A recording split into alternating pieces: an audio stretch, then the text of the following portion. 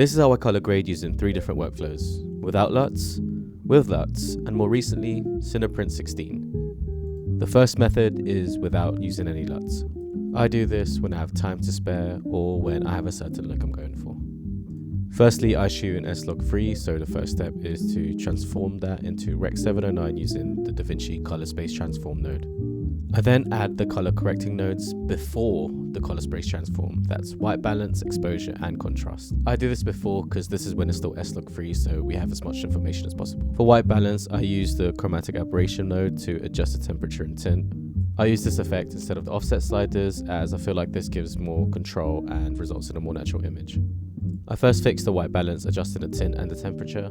And once that's good, I like my footage a little warm, so I push that slightly, and I find adjusting the tint slightly to the green adds a little bit more of a film look. For the exposure, I make sure to use the offset wheel to adjust brightness, and for contrast, I don't really like contrasty images, so I only push that a little too. I then add the classic teal and orange look, so the shadows are teal and highlights to orange. I then add halation to push some of the highlights for a dreamy cinematic look, and of course I sprinkle a little film grain to it too. From here I can then adjust the look depending on what I want the mood to be or change some colours, but for this shot though, this is fine. The second method is using LUTs. I do this 90% of the time because I'm not a pro colorist and it just saves so much time. Now step 1 is to apply the LUT. My favourite is Eterna from Phantom LUTs.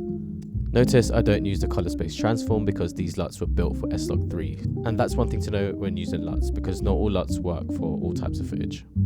With the LUT applied, I then add the white balance, exposure and contrast before it, and then I adjust the LUT strength depending on what I want. And of course I just plop on the halation and the grain. As you can see, this was much faster than a more manual method, but then you don't get as much control or understanding with the grade itself.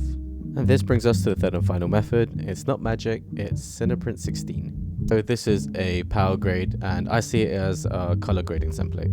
I kind of imagine this as a really advanced LUT because you get all the nodes and all the color settings that you can play around with. The first step is to choose the right input gamut and color space. So again, this is S-Log3. And then as usual, I adjust the white balance and the exposure.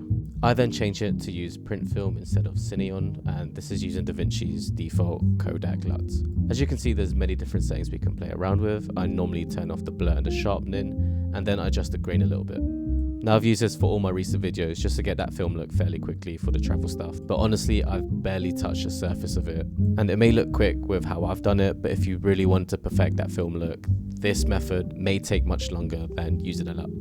And yeah, that's pretty much it. 3 quick explanations on how I color grade.